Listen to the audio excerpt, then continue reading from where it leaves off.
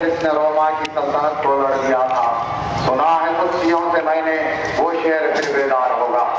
جس طرح صلاح الدین ایوبی نے بر صغیر سے نکل کر یورپ پر قبضہ کیا تھا، انشاءاللہ اسی طرح جناب ممتاز احمد خان صاحب بھی دوبارہ بھاری اکثریت سے اسمبلی پہنچیں گے۔ میں شہباز احمد خان میرا نام ہے، میں صدر Telugu Desam party minority cell greater Hyderabad تھا، تو میں آپ کو یہ بات بتانا ضروری سمجھوں گا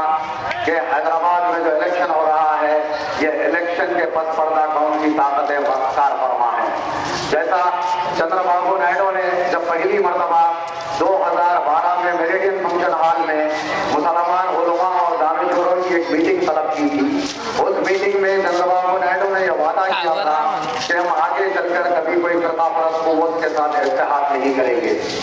جب چندر بابو نائیڈو نے یہ فیصلہ کیا کہ ہم بھارتیہ جنتا پارٹی سے الائنس کر رہے ہیں، انہوں نے مسلم قائدین کی ایک میٹنگ طلب کی جس میں میں بھی موجود تھا اور ہمارے مائنورٹی قائدین بھی موجود تھے۔ اس وقت چندر بابو نائیڈو نے یہ کہا کہ ہماری یہ مجبوری ہے کہ ہماری پارٹی کانگریس کی مخالف پارٹی ہے، اسی لیے ہم بھارتیہ جنتا پارٹی سے الائنس کا فیصلہ کر رہے ہیں۔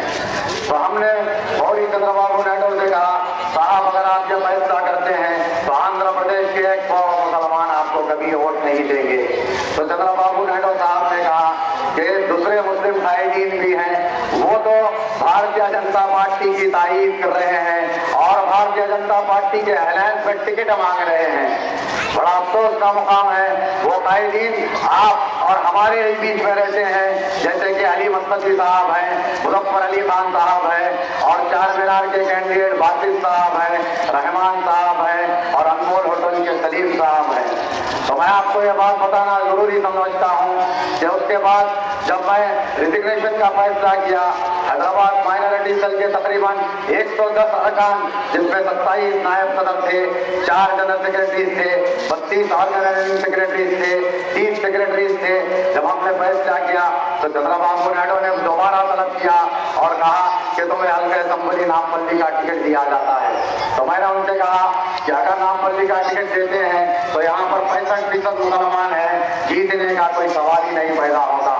تو چندر بابو نائیڈو صاحب نے یہ کہا کہ جو الیکشن آ رہا ہے یہ ہندوستان کا نریندر مودی کو وزیر اعظم بنانے کے لیے الیکشن ہو رہا ہے، تمہیں فکر کرنے کی ضرورت نہیں ہے کہ الیکشن کو ناگپور سے مانیٹر کیا جا رہا ہے، یعنی RSS کے ہیڈ کوارٹر سے مانیٹر کیا جا رہا ہے، اور ہندو متحد طور پر مجلس کے مخالف جماعتوں کو ووٹ دیں گے۔ ذرا غور کیجئے، یہ الیکشن ناگپور سے مانیٹر کیا جا رہا ہے اور ہندو طبقہ جو ہے متحدہ طور پر یہ فرقہ پرست طبقہ جو ہے مجلس کے مخالف جیتنے والے یا مجلس سے مقابلہ کرنے والے امیدواروں کو ووٹ دیں گے۔ تو میں نے فوری کہا کہ صاحب میں آندھرا پردیش کے 1 کروڑ مسلمانوں کی عزت و نفس سے نہیں کھیل سکتا، میں اپنی بیوی، اپنے بچوں اور اپنی قوم کے ساتھ نہیں کھیل سکتا۔ علی جناب ممتاز احمد خان صاحب تشریف لا چکے ہیں، میں چاہتا ہوں کہ تھالیوں کی گونج میں آپ ان کا استقبال کریں۔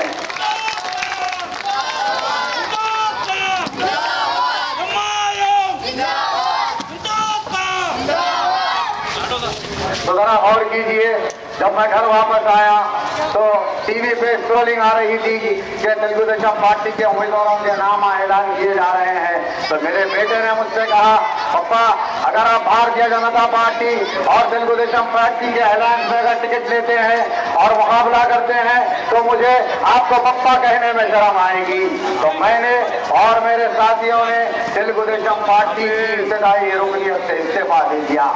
اس کے بعد ہم نے بہت غور کیا اور ایک شاہ فنکشن ہال میں ایک ورکر کی میٹنگ بلائی۔ میٹنگ کے بعد ہم نے یہ فیصلہ کیا، کیونکہ مجلس اتحاد المسلمین ایک سیکولر جماعت ہے اور مسلمانوں اور ہندوؤں کی دونوں کو 2 آنکھ کے طرف دیکھتی ہے، اور مجلس نے حلقہ اسمبلی سکندرآباد سے موہن راؤ کو ٹکٹ دیا، یہی مجلس نے جوبلی ہل سے نوین کو ٹکٹ دیا، اور ہندوستان کی یا آندھرا پردیش کی تمام سیکولر جماعتوں میں سے سب سے زیادہ اگر کوئی پورے کمیونٹی کو ٹکٹ دی ہے تو وہ مجلس اتحاد المسلمین کا کارنامہ ہے۔ تو میں آپ کو آگے بتاتا چلوں کہ گجرات اور بھارتیہ جنتا پارٹی کا مینیفیسٹو کیا ہے، یعنی کہ انتخابی منشور ہر جماعت کا ایک انتخابی منشور ہوتا ہے، تو بھارتیہ جنتا پارٹی کا انتخابی منشور یہ ہے، آپ نے اخباروں میں بھی پڑھا ہوگا، آپ نے ٹی ویوں میں بھی دیکھا ہوگا کہ بابری مسجد کی جگہ رام مندر کو تعمیر کیا جائے گا۔ یعنی ذرا سوچئے، ساتھ میں یہ بھی کہا گیا کہ قانون کے دائرے میں بابری مسجد کی جگہ رام مندر تعمیر کی جائے گی، تو یعنی کہ قانون ہی تبدیل کر دیا جائے گا کہ مساجدوں کو توڑ کر مندروں کو بنایا جائے گا۔ دوسرا انہوں نے یہ اعلان کیا کہ یکساں سول کوڈ کو نافذ کیا جائے گا۔ یکساں سول کوڈ یعنی کہ آپ شادی اپنے نکاح کی جو کرتے ہیں وہ نہیں کر سکیں گے، اور آپ کو اگر شادی کرنا ہے تو کورٹ جانا ہوگا، آپ کو مسلم شریعت کے حساب سے، اسلامی شریعت کے حساب سے آپ اپنی جائیداد کا بنٹوارا نہیں کر سکتے، یہ مسلم پرسنل لا میں سری خلاف ورزی ہے۔ اور یہ کہا گیا کہ جموں اینڈ کشمیر کے مسلمانوں سے چھتیں چھین لی جائیں گی، یعنی دفعہ 370 اس کو اسکریپ کر دیا جائے گا۔ جب بھارتیہ جنتا پارٹی کا یہ ایجنڈا ہے تو میں نہیں سمجھتا کوئی مسلمان بھارتیہ جنتا پارٹی کے ایجنڈے کو، اور یہ الیکشن میں آپ کو پھر یاد دلاتا چلوں کہ یہ الیکشن ناگپور سے RSS کے ہیڈ کوارٹر سے مانیٹر کیا جا رہا ہے، یعنی کہ مجلس اتحاد المسلمین کے امیدواروں کو کس طرح شکست دی جائے، کس طرح مسلمانوں کے مخالف منافق جماعتوں کے ساتھ بات کی جائے، اور مجلس اتحاد المسلمین کے امیدواروں کے خلاف جو ہے ایک طرح کی خصوصی مہم چلائی جا رہی ہے جس میں کروڑوں روپے کا خرچہ آ رہا ہے۔ آپ جو محسوس کر رہے ہیں حلقہ نامپلی اور حلقہ یاقوت پورے میں ایک طرح کی افواہ پھیلائی جا رہی ہے تاکہ لوگوں کے دماغوں کو منتشر کیا جائے، لوگوں کے دماغوں کو مرکزی سیاست سے ہٹا دیا جائے، لوگوں کے دماغوں کو یہ بتایا جائے کہ یہ کوئی فرق پڑنے والا نہیں۔ اگر آپ کا ایک بھی ووٹ مخالف مجلس اتحاد المسلمین جاتا ہے تو یقین جانیے نریندر مودی کو وزیر اعظم بنانے کی طرف جاتا ہے۔ اگر آپ کا ایک بھی ووٹ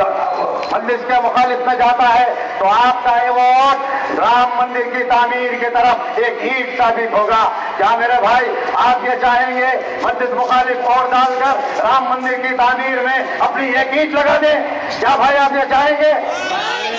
آپ لوگ اتنی زور سے بول رہے ہیں کہ آواز تو جنگل گوڑا بھی نہیں جا رہی۔ میں تو چاہتا ہوں کہ یہ آواز دہلی تک جائے، یہ آواز گجرات تک جائے اور نریندر مودی کے کانوں میں سنی آئے۔ کیا آپ ووٹ ڈالیں گے بھائی مجلس کے مخالف؟ تو میں آپ کو اور ایک گجرات کا واقعہ یاد دلاؤں کہ گجرات کے ایک رکن پارلیمنٹ جناب احسان جعفری صاحب تھے۔ احسان جعفری صاحب کے گھر کو 2002 کے فسادات میں گھیر لیا گیا۔